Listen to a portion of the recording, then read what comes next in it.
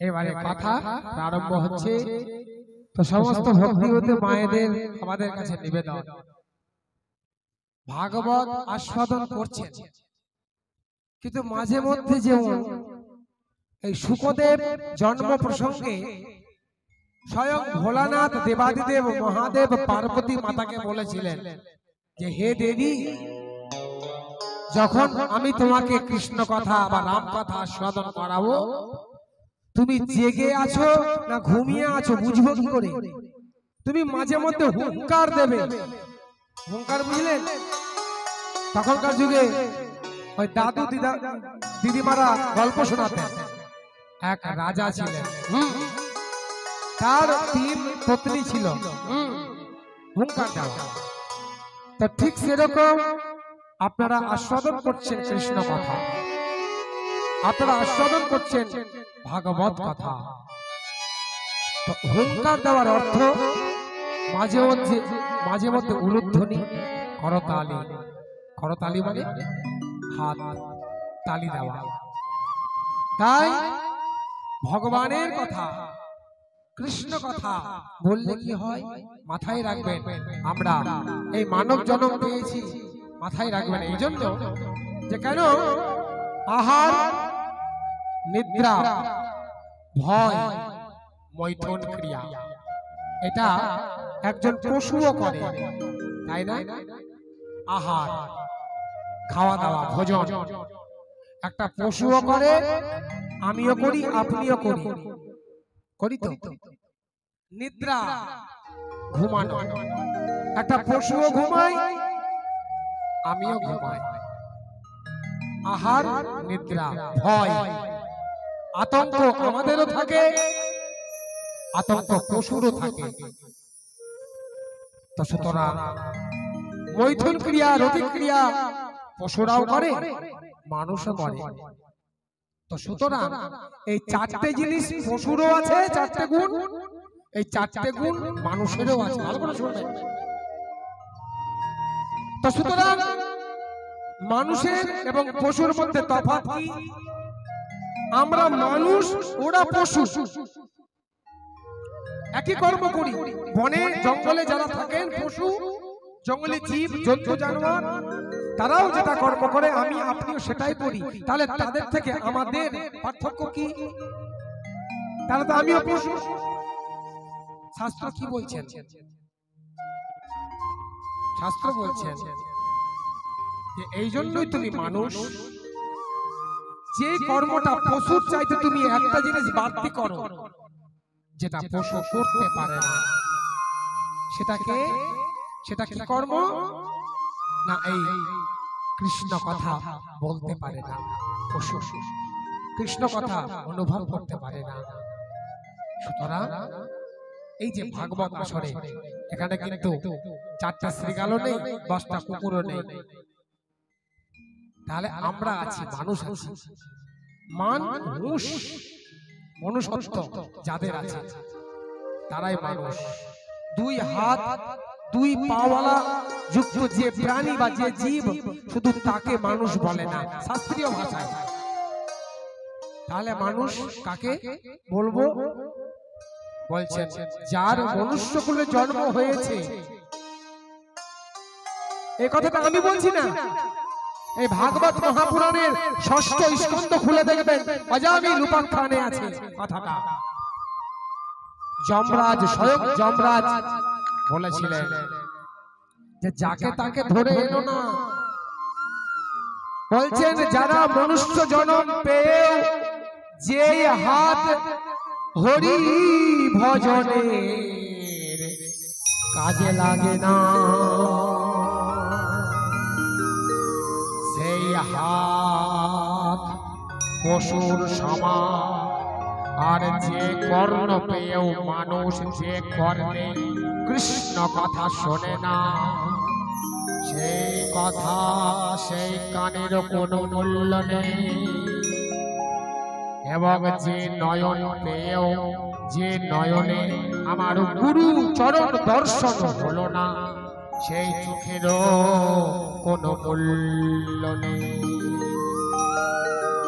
এই যে পদযুগল যে দুইখানি পা পেয়েছি, তীর্থে তীর্থে ভ্রমণ করলো না, তাহলে সেই জীব বা সেই মনুষ্যকুলের জন্মে বৃথা। তাই এই দুই হাত ভগবানের সেবায়, ঝাড়ু দেওয়ার কাজে, পরিষ্কার করার কাজে লাগলো না, তাহলে আমার এই হাতের মূল্য কোথায়?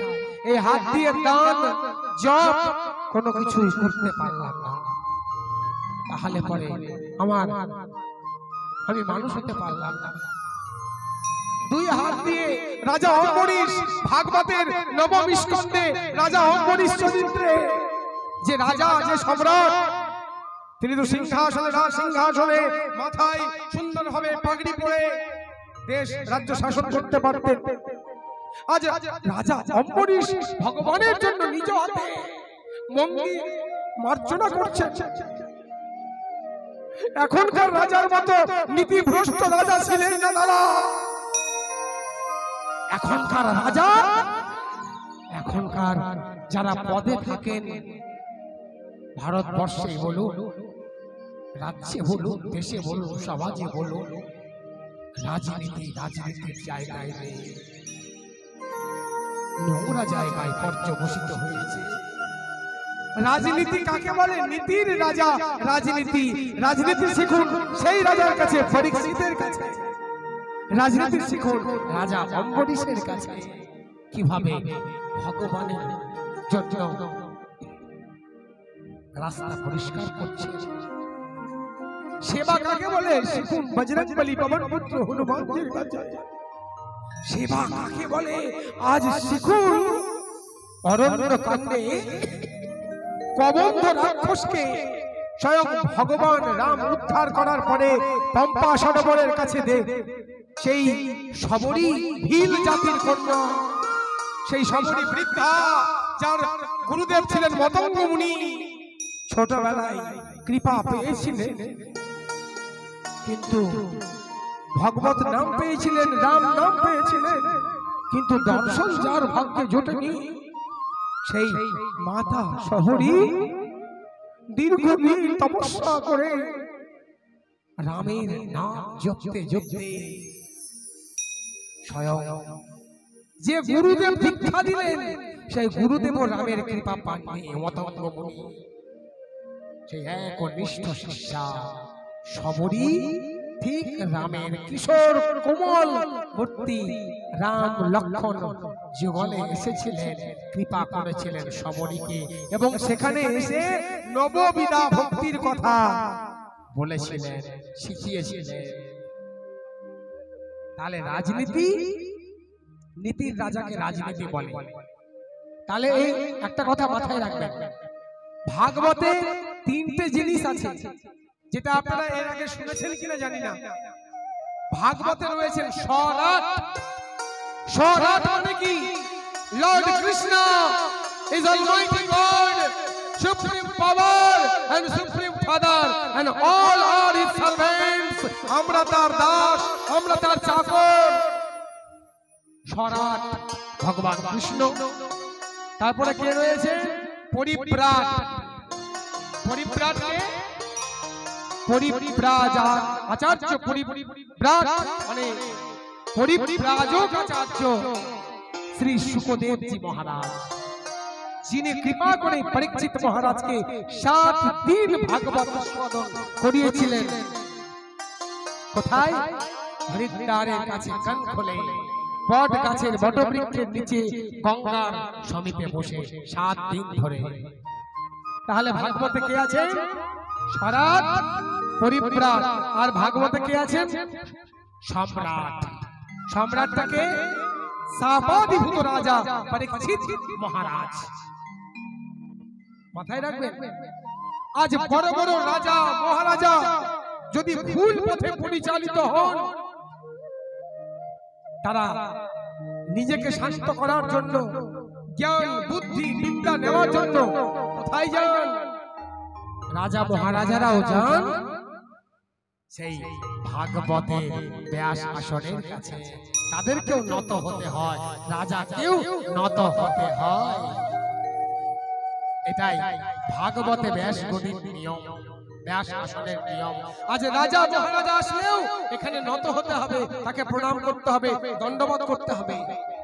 তাই ব্যাস আসনটা কোনো চারটিখানি জিনিস নয়। যখন কোনো ব্যাস আসনে কোনো পাঠক প্রবক্তা যান, আগে কিন্তু আমরা কি বলি? ব্যাসায় নমঃ, ব্রাহ্মণায় নমঃ। ব্যাসকে প্রণাম, ব্রাহ্মণ দেবকেও প্রণাম। কেন? ভগবান শ্রীকৃষ্ণ ব্রাহ্মণের সেবা করতে ভাবতেন, ভয় পেতেন ব্রাহ্মণ। সুতরাং ব্রহ্ম জ্ঞান যিনি জানেন তিনি ব্রাহ্মণ। তো সুতরাং ভগবান কৃষ্ণ পর্যন্ত যিনি থরথর করতেন ব্রাহ্মণকে দেখে, বৈষ্ণবকে দেখে, আর স্বয়ং ভক্তের কাছে ভগবান ধরা দেন। সেই পরীক্ষিত মহারাজ যিনি আজ অভিশাপগ্রস্ত, সমীক ঋষির গলায় মৃত সর্প ঝুলানোর পরে তার পুত্র শৃঙ্গী কোনো কিছু ভাবনা চিন্তা না করে গৌরমুখ মুনির কাছ থেকে নিকট হতে সেই কথা শ্রবণ করে ছোট ছোট বালক নাবালক শিশু যিনি কিনা কি করলেন না, কৌশিকী নদীর কাছে গিয়ে এক গন্ডুস জল কমণ্ডলু থেকে নিয়ে যিনি অভিশাপ বাণী প্রদান করলেন। কার কাছে? সেই সম্রাট রাজা পরীক্ষিত। কি বলেছিলেন? সে আমার ধ্যানস্থ পিতার গলপ্রদেশে যে ব্যক্তি মৃত সর্প ঝুলিয়েছে, অদ্য হইতে সপ্তম দিবসের মধ্যে তক্ষক তাকে দংশন করুক, দংশন করুক, দংশন করুক। মাথায় রাখবেন, ব্রহ্ম বাক্য খণ্ডাবার নেই। তাই মাথায় রাখবেন সমস্ত ভক্তিবতী মায়েরা, বাবারা, দাদারা, গুরুদেবের আশ্রয় নেন। গুরু কৃপা বিনা ভব নদী পার হওয়া যায় না। গুরু কৃপা বিনা এই ভাগবত কথা শ্রবণেও যোগ্যতা লাগে। ভাগবত শ্রবণ করতে যোগ্যতা লাগে। এখানে যোগ্যতা মানে কি? এখানে যোগ্যতা মানে MA, BA, BSc, BCom pass নয়। এখানে যোগ্যতা মানে কি? অধিকার, রাইট। তার মানে গুরুর আশ্রয় হলেন, গুরুদেব কৃপা করলেন, গুরু শিষ্যের মধ্যে আলোচনা হলো, গুরু দীক্ষা পেলেন, গুরু মন্ত্র পেলেন, তবে ধর্ম রাজ্যে ঢোকবার অধিকার জন্মালো। তবে আপনি আরেকবার জন্ম নিলেন, দুইবার জন্ম হলো। এই জন্য গুরুদেবকে কখনো পরীক্ষা করতে নেই। গুরুদেবকে জানতে হয়, জিজ্ঞাসা করতে হয়, মার্জিত ভাবে। সুতরাং গুরুদেবের চরণ কমল কিভাবে ধরে আশ্রয় করতে হয় মাথায় রাখুন। আজকে ব্যাসজিকে দেখে শিখুন। বৃদ্ধ বয়সে ব্যাস চোখে দেখতে পাচ্ছেন না ঠিকঠাক, ক্ষীণ দৃষ্টি। আর সেই সময় দেবর্ষিপাদ নারদজি এসেছেন কোথায়? ব্রহ্মণাদ্যাম সরসত্যাম আশ্রমে পশ্চিমে তটে। ব্রহ্ম নদী, সরস্বতী নদীর পশ্চিম তটে একটা ব্যাসের আশ্রম আছে, কুটির আছে। ব্যাস চিন্তা করছেন, তাই তো 17খানা গ্রন্থ রচনা করলাম, 17খানা পুরাণ লিখলাম, বেদকে বিভাজন করলাম, উপনিষদ আদি গ্রন্থ লিখলাম, ব্রহ্মসূত্র লিখলাম, মহাপুরাণ, উপপুরাণ সবই লিখলাম, তথাপি আমার মনে তৃপ্তি আসছে না, শান্তি আসছে না। কেন? এই কথা ভাবছে। ঠিক সেই সময় দেবর্ষিপাদ নারদ হরি গুণগান করতে করতে যাচ্ছেন। নারদ মানে কি? নার মানে ভক্তি, দ মানে দান করা। যিনি জ্ঞান, ভক্তি, বৈরাগ্য যিনি প্রদান করেন তিনি দেবর্ষিপাদ নারদ। তাই দেবর্ষিপাদ নারদজি হরি গুণগান করতে করতে আজ ব্যাসজিকে অনুপ্রেরণা দিচ্ছেন। দেখুন গুরুর কৃপা। সংক্ষেপে বলতে হচ্ছে, 3 দিনের তো সুতরাং বলছেন ব্যাসকে, ব্যাস তোমার মন আজকে বড় চিন্তাগ্রস্ত কেন? তোমার মতো পণ্ডিত, তোমার মতো বিজ্ঞ মানুষ, তোমার মতো এত ধার্মিক প্রসন্নচিত্ত মানুষের মনে তো এমন দ্বিধা থাকার কথা নয়। বললেন, হে গুরুদেব, সেটাই তো আমার প্রশ্ন। তুমি জানো তুমি কে? বলছে, আমি জানি না আমি কে। সেটা জানার জন্যই তো আপনার কাছে জিজ্ঞাসা করছি। বলুন, আমি কি করলে শান্তি পাবো? বলছি, তুমি শান্তি পাবে কি করে? যার কথা সেই ভুবন মঙ্গল হরির কথা 17খানা পুরাণের মধ্যে কি ব্রহ্ম সংহিতার মধ্যে কলিহত জীবের জন্য সহজ সরল করে তুমি কোন গ্রন্থ রচনা করেছো? বলছে, লিখেছি তো, ভগবানের কথা আছে। বলছে, আছে, কিন্তু ভগবানের কথা এত কম লিখলে চলে না বাবা। তাই ভগবানের কথা লিখতে গেলে তোমাকে ভগবানের জন্ম থেকে ভগবানের লীলা প্রসঙ্গ সমস্ত কিছু তোমাকে একটা গ্রন্থের মাধ্যমে লিখতে হবে। সেই অনুপ্রেরণা দিলেন ব্যাস ভগবানকে স্বয়ং দেবশ্রীপাদ নারদ। মনে হয় এ গ্রামে ভাগবত হয়নি। যদি হয়ে থাকে আপনারা মনে হচ্ছে ঘুমিয়ে আছেন, একটু জাগুন না। একটু কৃষ্ণ কথা শুনতে গেলে জেগে ঘুমাবেন না। এটাই জন্য আজকে হিন্দুদের বিপদ। প্রেম সে বলে রাধে রাধে। এবার থেকে তো বলবো মোহর মারা কথা, কাউকে ছেড়ে বলবো না। খুব শান্তভাবে ভাষণ দিলাম। এবার হবে উগ্র ভাষণ, কাল থেকে শুনতে পাবেন। তো ফলে ভাগবত শুনবো, অথচ কোনো প্রতিক্রিয়া দেখাচ্ছি না, শরীরে কোনো রিঅ্যাকশন নাই। এটা আবার কি রকম? ভাগবত শুনতে গেলে শরীর দুলবে না, হাত দুলবে না, এটা তো হতে পারে না। তাহলে কিসের জন্য আমরা আসি? ভাগবত কথা শুনতে, কৃষ্ণ কথা শুনতে। নাচবো, গাইবো, সব হবে, আনন্দ হবে। তার মধ্যে কৃষ্ণ কথা শুনতে হবে, যেটা মানুষের জীবনের অবরোগের ঔষধ, মেডিসিন। তাই এটা আমার আপনার দোষ নয়। যার জন্য আজ ব্যাসজি রচনা করেছেন ভাগবত, আগেই লিখে দিয়েছেন ভাগবত মহাত্মে, যে কলিযুগের মানুষ যারা হবে আমাশয় রোগে ভুগবে। কিসের আমাশয়? যে আমরা জানি ঘি খেলে স্বাস্থ্যের পক্ষে উপকার হয়, কিন্তু যার অজীর্ণ রোগ আছে, পাতলা পায়খানার প্রবলেম আছে, তাকে ঘি খাইয়ে দেন, অসুবিধা হয়ে যাবে। তো ঠিক সেরকম আজ ভব রোগ আমাদের প্রত্যেক মানুষের মধ্যে, প্রত্যেকটা জীবের মধ্যে ভব রোগ আছে। যে রোগের ওষুধ বা মেডিসিন আবিষ্কার হয়েছে এই ভাগবত মহাপুরাণ। কোন রোগী চট করে ওষুধ খেতে চায় না। কোন বাচ্চা শিশু আজকে মা আদর করে দুধ খাওয়াচ্ছেন, তারপরে ওষুধ খাওয়াচ্ছেন ছেলেকে, ছেলে খাচ্ছে। এবারে ছেলে তো খেতে চায় না, মানে ছেলে মানে এখানে সন্তান, ছেলে সব সন্তান। আপনাদের আমাদের একই অবস্থা, আমি আমার দিয়েও বলছি। বাচ্চা ছেলে খেতে চায় না, আর শাস্ত্রে আছে মিথ্যা বলা মহাপাপ। মিথ্যা বলা মহাপাপ। এবার ছেলের আমার জ্বর হয়েছে, ছেলেকে বাঁচানোর জন্য ছেলের নাক টিপে জোর করে যদি কুইনাইন খাওয়াতে হয়, আমি ছেলেকে বলবো, বাবা বেটা মিষ্টি ওষুধ আছে, খেয়ে নে, ঢুক করে গিলে নে। মিথ্যা বলছি, কিন্তু ওটা কিন্তু পাপ হবে না।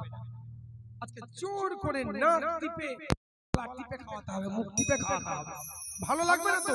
কৃষ্ণ কথা সকলের ভালো লাগে না, কারণ চোরা নাহি শুনে ধর্মের কাহিনী। দু চারটা জঙ্গলি গান হতো, নাচ হতো, তাহলে বলে দেখুন ভক্তের ভিড়। সেটা ভাগবত নয়, সেটা গুরু পরম্পরার অসম্মান। হবে নাচ হবে, গান হবে, সব হবে, ধারা পরম্পরা বজায় রেখে। সেটা আমাদের দোষ নয়। সেটা হয়ে গেছে কেন? ওই কিছু কিছু প্রবচকদের জন্য। শাস্ত্র ধারা পরম্পরা অনুযায়ী পাঠ থাকে না, কোথায় থেকে কি প্রসঙ্গ আর নাচ। বিশাল ব্যাপার। ভাগবতের সেটা পরম্পরা নয়। ভাগবতের পরম্পরা, গুরু পরম্পরা কোনটা, সেটাই আপনাদের সামনে তুলে ধরার চেষ্টা করি। তো সুতরাং অ্যাকশনের পর রিঅ্যাকশন তো হয়। তো ঠিক সেরকম ভাগবত শাস্ত্র শ্রবণ করবেন, দেখবেন। কথা দিচ্ছি, আমি বলছি না, শাস্ত্র বলছেন, ব্যাসজি বলেছেন। কারণ ভাগবতের এমন মাহাত্ম্য, আজকে সাপাদি রাজা পরীক্ষিত উদ্ধার হয়েছিলেন, তাকে কৃপা করেছিলেন কে? ব্যাস নন্দন ছিল সুখদেব গোস্বামী পাদ। হ্যাঁ, আজকে গুরু যদি ঠিকঠাক থাকেন, একটা শিষ্যকেও ভবনদী পার করে দিতে পারেন। সে মাতাল হোক, যে হোক, চরিত্রহীন হোক, লম্পট হোক, যে হোক না কেন, দস্যু রত্নাকর তিনি বাল্মীকি হয়ে রামায়ণ রচনা করতে পারেন। এত পাপী, মুখ থেকে রাম উচ্চারণ করতে পারেননি, মরা মরা থেকেই তিনি রাম উচ্চারণ করে আজকে রামায়ণ লিখে দিলেন 24,000 শ্লোকে। তো আমি আপনি কেন পারবো না মায়েরা বাবারা? তো সুতরাং মাথায় রাখবেন, যিনি ব্রহ্ম শাপগ্রস্ত, সমাজে তার থাকার অধিকার নেই। ঠিক, এই ব্রহ্ম শাপ এমন মারাত্মক জিনিস, যেটা কিনা ঈশ্বরের কৃপা ছাড়া সেটাকে মেটানো সম্ভব নয়। তাই আজকে সুখদেব গোস্বামী পাদ স্বয়ং কৃপা করতে এসেছেন, উদ্ধার করতে এসেছেন। কবে বুঝবেন বলুন তো? কবে বুঝবেন? মরে যাবেন, তারপরে বয়স থাকতে বুঝবেন না, বৃদ্ধ বয়সে এসে বলবেন আমার দীক্ষা নেবার সময় হয়নি। ফাজলামো পেয়েছেন। অত সহজ নয়, শাস্ত্র জ্ঞান অত সহজ জিনিস নয় যে গুরুদেব আজকে মন্ত্র দিয়ে দিল কাল থেকে বিশাল কিছু হয়ে গেল, তা নয়। শাস্ত্র মানে গুরুকে, গুরুর চরণ ধরে শেখা, বৈষ্ণবের চরণ ধরে বিনীতভাবে শিখতে হয়। শাস্ত্রটা এত সহজ জিনিস নয়। শ্রোতা হওয়া বক্তার চাইতে, পাঠকের চাইতে বিশাল গুণ শ্রোতার মধ্যে থাকে। প্রেম সে বলো রাধে রাধে। তাই গুরু কথার অর্থ কি? অজ্ঞান তিমিরান্ধস্য জ্ঞানাঞ্জনশলাকয়া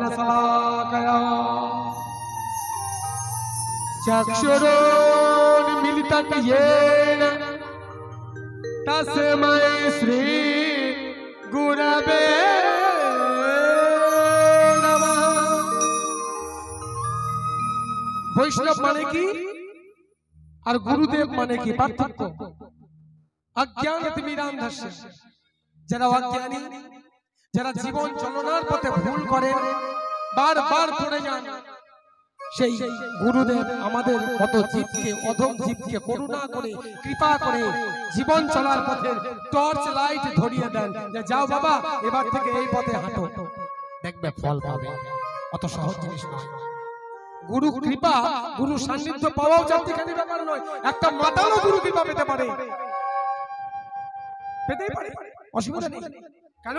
মাতাল হতে পারে, সে পরিবারের চাপে হয়তো মাতাল, কিন্তু দেখবেন তার অন্তর খুব ভালো।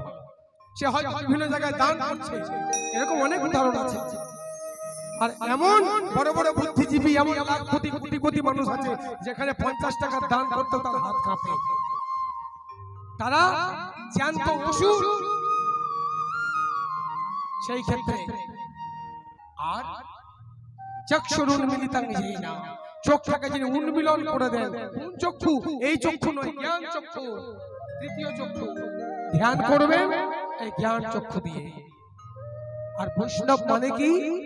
বৈষ্ণব বন্দনায় বলা হয়েছে বাঞ্ছা কল্পতরুভ্যস্য কৃপা সিন্ধুভ্যেব চ পতিতানাং পাবনেভ্যো বৈষ্ণব চরণ কমলেভ্যো নমঃ। তাহলে বৈষ্ণব মানে কি?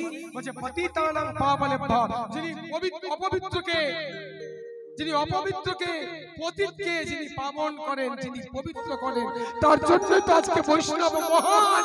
প্রেম সে বলো রাধে রাধে। তাই আজকে কোন স্তরের বৈষ্ণব ছিলেন? ছিল সুখদেব গোস্বামী পাদ। বুঝতে পারছেন? সেই সুখদেবকে বারবার করে দেবর্ষি পাদ বলেছিলেন, হে সুখদেব জি, এই রাজ্যের রাজা পরীক্ষিত শাপগ্রস্ত, অদ্য হইতে 7 দিনের মধ্যে তাকে দংশন করবে, মৃত্যু হবে, আপনাকে তাকে কৃপা করতে হবে। আর সুখদেবজি ছিলেন দিগম্বর বেশ, আজন্ম নৈষ্ঠিক ব্রহ্মচারী, শ্যামল বর্ণ জটাজাল,